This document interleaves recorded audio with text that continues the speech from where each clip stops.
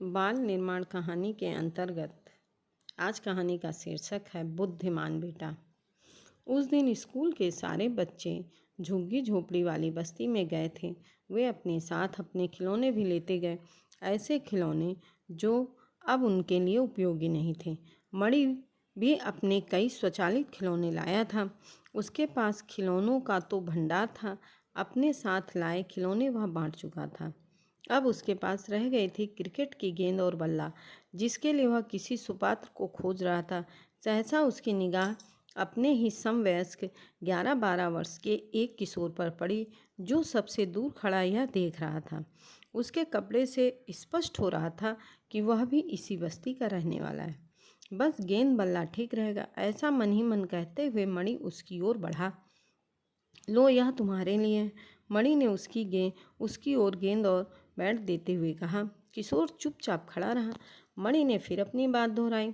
वह किशोर उस क्षण उसे घूरता है, फिर तीखे स्वर में बोला, पाप और रिश्वत की कमाई अपने पास ही रखो। क्या मतलब? मणि ने तेज स्वर में पूछा। मतलब यह कि तुम्हारे पिताजी गरीबों को सताकर रिश्वत लेकर तुम्हारे लिए खुशी बटोरते हैं, पर ध्यान रखना, उन सब गरीबों की आहें कभी न कभी तुम्हें लगेंगी, वह किशोर कह रहा था। इस बात का कोई प्रमाण है तुम्हारे पास? मणि ने उससे पूछा। प्रमाण मैं स्वयं हूँ, किशोर बोला। कैसे? मणि उत्सुकता से पूछता हूँ। जानना चाहते तो बताता हूँ। मैं छोटा था तभी मेरे पिताजी मर गए थे। उनकी जो दुकान थी माँ ने किराए पर उठा दी। उसी किराए से बड़ी कठिनाई से हमारा पालन पोषण हुआ। अब बड़े होकर मैंने सोचा कि मैं दुकान कर लूँगा तो घर का कष्ट कुछ कम होगा। 10-12 वर्ष पहले जितना किराया तय हुआ था अब भी उतना ही मिलता है।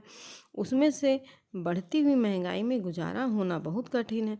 दुकान खाली करने के लिए मैंने नोटिस दिया, वकील किया, नियमानुसार दुकान खाली हो जानी चाहिए थी, पर विश्वसनीय सूत्रों से सुना कि तुम्हारे पिताजी ने रिश्वत में मोटी रकम हमारे किराएदार से ले ली है और दुकान न खाली करने का फैसला सुना दिया, और हमारा पैसा बहुत बर्बाद हुआ। समझ में नहीं आता मैं क्या करूं। पढ़ने के लिए मेरे पास पैसा नहीं है, फिर पढ़ लिख कर मुझे काम मिल जाएगा, यह भी कोई निश्चित नहीं है। वह किशोर बड़े ही दुखी मन से कह रहा था। तुम्हें अच्छी तरह से पता है कि मेरे पिताजी ने तुम्हारा फैसला किया है? मणि ने पूछा। हाँ, मैं अच्छी तरह से जानता हूँ कि वह तुम्हारे ही पिताजी हैं। मैंने कई बार तुम्हें पिताजी के साथ देखा है, किशोर कह रहा था। मणि यह सुनकर खिन्न मन से चुपचाप वहाँ से लौट आया। पिता की रिश्वतखोरी को लेकर वह भी कई बार अपने साथियों से अपमानित हो चुका था। यही नहीं, उसके पड़ोसी और रिश्तेदार भी पीठ पीछे बुराई करते थे। उसे भी मणि ने 1-2 बार सुना था। उसका मन आत्मग्लानि से भर उठा। आज तो उसके सामने स्पष्ट हो गया था पिताजी किस प्रकार गरीबों के आंसुओं से उसके वैभव की सामग्री खरीदते हैं। घर आकर मणि निढाल सा पड़ गया। उसकी समझ में नहीं आ रहा था कि वह अपने पिताजी को कैसे रोके। न्याय की कुर्सी पर बैठकर भी जो अन्याय करे उसे क्या कहा जाए। मणि ने संकल्प किया कि वह इस अन्याय का प्रतिकार करेगा। मणि ने कई बार माँ को पिताजी के इस काम का विरोध करते हुए और समझाते हुए सुना था। उसने माँ की सहायता लेने की बात सोची। उसने माँ को उस बालक की पूरी कहानी बता दी। मणि ने माँ को अपनी पूरी योजना भी समझा दी। रात को भोजन के समय जज साहब ने कहा, आज मणि कहाँ है? हम खाते हैं, मणि की माँ ने उत्तर दिया। सोने के समय तक भी मणि नहीं आया तो जज साहब ने फिर पूछा, आखिर मणि कहाँ गया? कुछ तो कह कर गया होगा। उसकी माँ ने एक गहरी सांस लेकर कहा, अब वह यहाँ नहीं रहेगा। क्या मतलब? जज साहब ने कहा और बड़े ही आश्चर्य से बोले। मणि की माँ ने चुपचाप वह पत्र लाकर उन्हें पकड़ा दिया जो मणि ने उनके लिए रखा था। उन्होंने जल्दी से उसे खोला। उसमें मणि ने पिता से बड़े ही विनम्र शब्दों में कहा था, वह घर छोड़कर सदा के लिए जा रहा है।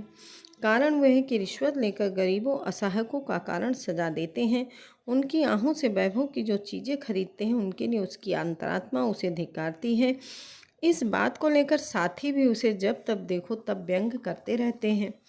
उसने उस किशोर की कथा भी लिख दी जिसे वह कल मिला था, लेकिन वह गया कहाँ? जज साहब ने उद्विग्नता के साथ पूछा।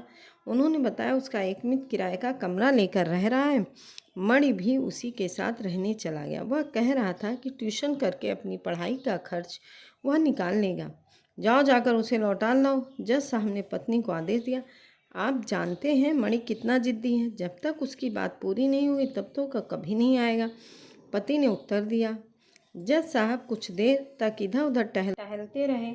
उस पितृहीन बालक का असहाय चेहरा उनके सामने घूमने लगा। उसकी बातें उनके कानों में गूंजने लगी। यही नहीं, और भी अनेक चेहरे उनकी आंखों के आगे आ गए। फिर उन्होंने पत्नी की ओर मुड़कर कहा, मैंने सोच लिया है, अब रिश्वत नहीं लूँगा।